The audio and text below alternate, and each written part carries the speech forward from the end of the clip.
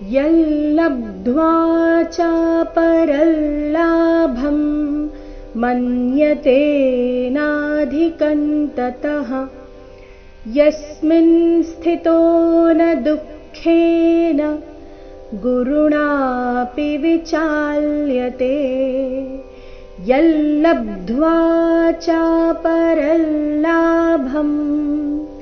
ಯಲ್ಲಬ್ಧ್ವಾ ಅನುಸ್ವಾರದ ಉಚ್ಚಾರಣೆ ನಾಸಿಕ ಲ ರೀತಿ, ಶಬ್ದ ಮುಂದೆ ಇದೆ ಲಬ್ಧ್ವಾ, ಲ ನಂತರ ಬ ಧ ಮತ್ತೆ ವಾ ಸೇರಿ ಸಂಯುಕ್ತಾಕ್ಷರ. ಲಬ್ಧ್ವಾ ಚಾಪರಲ್ಲಾಭಂ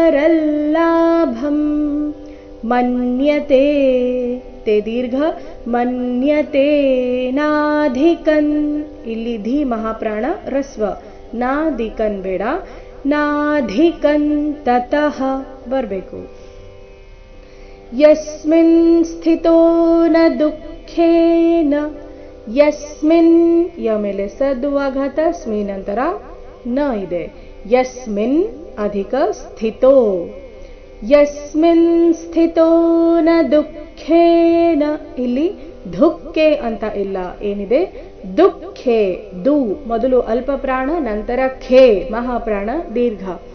ದುಃಖೇನ ಗುರುಣಾಪಿ ವಿಚಾಲ್ಯತೆ, ಗುರುಣಾಪಿ ಣ ದೀರ್ಘ ಪೀರಸ್ವ, ಗುರುಣಾಪಿ ವಿಚಾಲ್ಯತೆ.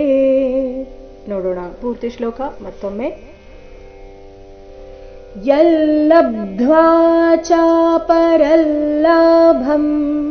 ಮನ್ಯತೆ ನಾಧಿಕಂ ತತಃ ಯಸ್ಮಿನ್ ಸ್ಥಿತೋ ನ ದುಃಖೇನ ಗುರುಣಾಪಿ ವಿಚಾಲ್ಯತೆ.